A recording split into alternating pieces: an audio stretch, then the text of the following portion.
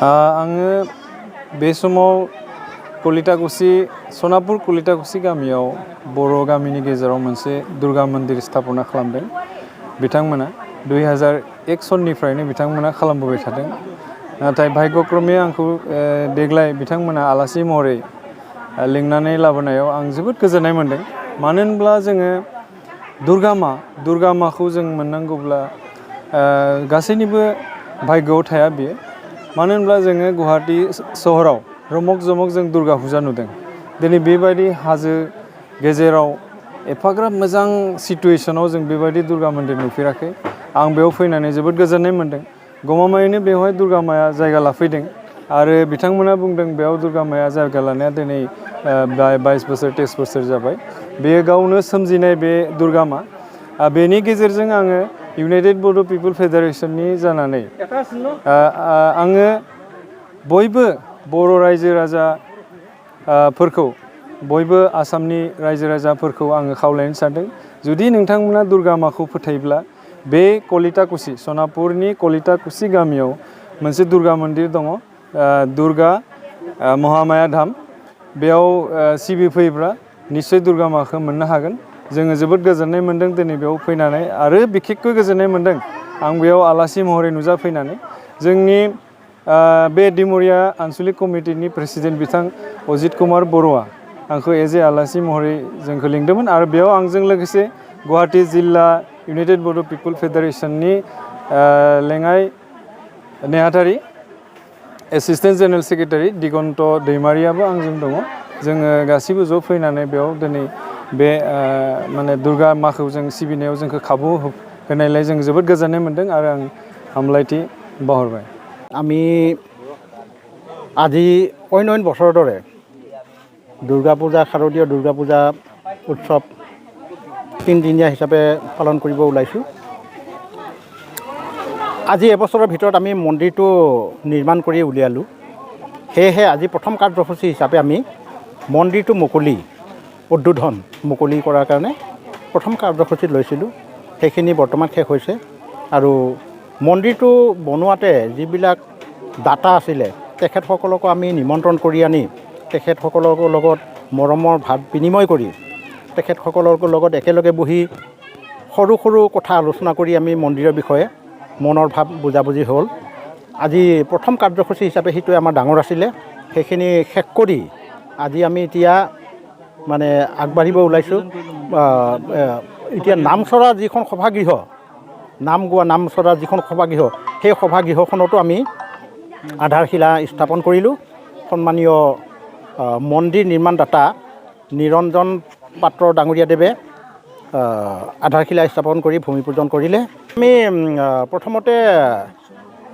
ঘৰুৱা হিচাপে কৰিছিলে আমাৰ স্বৰ্গীয় নৰেশ্বৰ কছাৰী ডাঙৰীয়াদেৱে তাৰপিছত ৰাইজৰ লগত সহযোগ কৰি বৰ্তমান তেখেতসকলে আমাক ৰাইজকে অৰ্পণ কৰি দিয়া নিচিনা কৰিছে তথাপিও সিহঁতৰ ঘৰৰ পৰা আংশিক নহয় 50% হিচাপে তেখেতসকলে আমাৰ লগত সহায় সহযোগ কৰে তেনেকুৱাকৈ আমি চলি আহিছোঁ ৰাইজে আজি নখ জোকাৰিলে নৈ বৈ কোৱাৰ দৰে আমি এই বছৰতে খুব বেছি 8-10 মাহৰ ভিতৰতে আমি মন্দিৰটো নিৰ্মাণ কৰি উলিয়ালোঁ মই আচলতে মন্দিৰ নিৰ্মাণ কমিটিৰ মই সভাপতি হয় আৰু সম্পাদক দীপজ্যোতি বড়ো তেখেতো আছে উপস্থিত আমি কমিটিখন পৰিচালনা কৰা সদস্যবৃন্দ 13জনীয়া কমিটি সকলোৱে সক্ৰিয়ভাৱে আগবাঢ়ি মন্দিৰখন নিৰ্মাণ কৰাৰ কাৰণে সহায় সহযোগিতা কৰিছে আৰু দাতাসকল বহুত উৎসাহেৰে তেখেতসকলে দান বৰঙণি যোগাই আমাক সেই মন্দিৰখন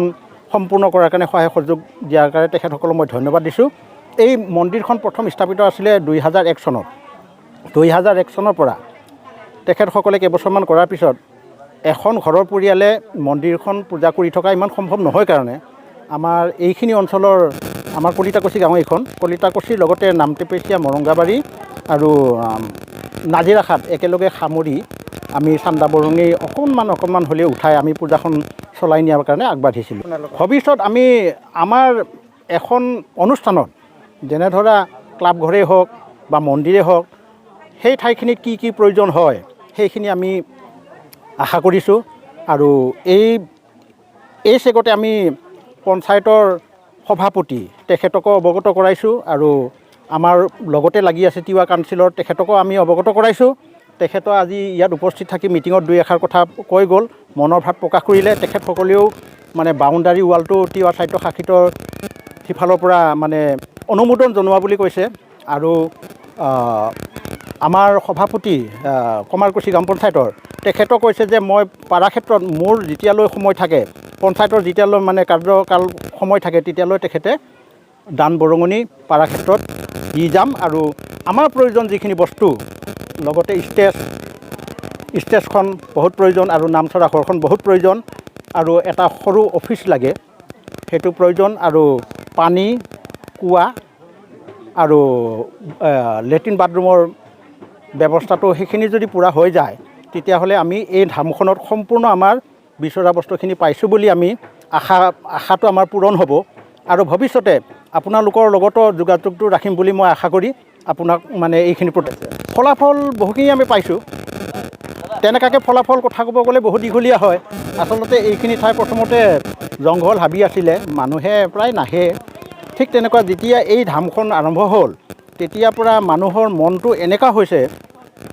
এইখিনি ঠাইত আহিলে নামি যাব মন নাযায়। ঠিক আছে, আৰু এনেকুৱা লাগে নামি গ'লেও আকৌ এবাৰ যাওঁ নেকি সেনেকুৱা লাগে। মানে এনেকুৱা পৰিৱেশটো ভাল হৈছে, আৰু চাৰিওফালৰ পৰা মানে বস্তুটো দেখা যায় এই মন্দিৰটো।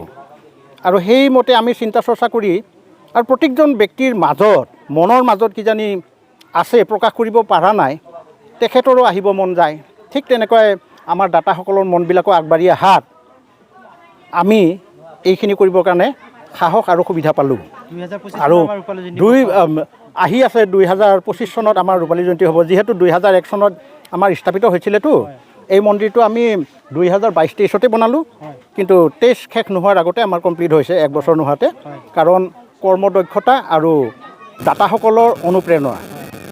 তাতে আমি সহায় সহযোগ পাইছোঁ। আৰু এইখিনিত আহি আমি ইমান নথৈ আনন্দিত পাইছোঁ যে ঠাইডোখৰ মানে অসমৰ ভিতৰতে জাকত জিলিকা হোৱা যেন লাগে। কিন্তু এটা কথা, আমাৰ পূজাখন মূৰ্তি পূজা নহয়, ঠগী আৰু শৰাইহে পূজা কৰা হয়।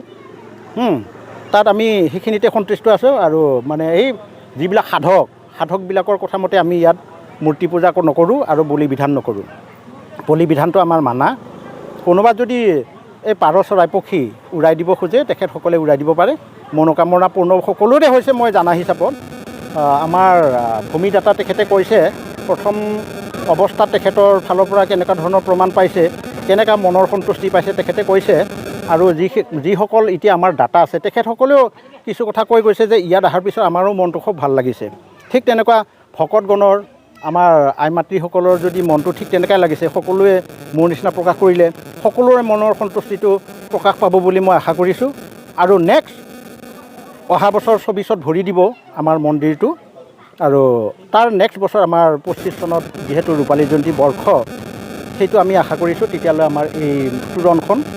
সম্পূৰ্ণ হ'ব। আৰু ৰভা সভাগৃহখন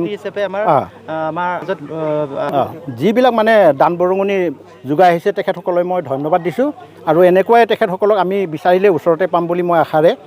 বাট চাই পিছলৈ ৰৈ থাকিম। আৰু আমাৰ কমিটিখন সক্ৰিয়ভাৱে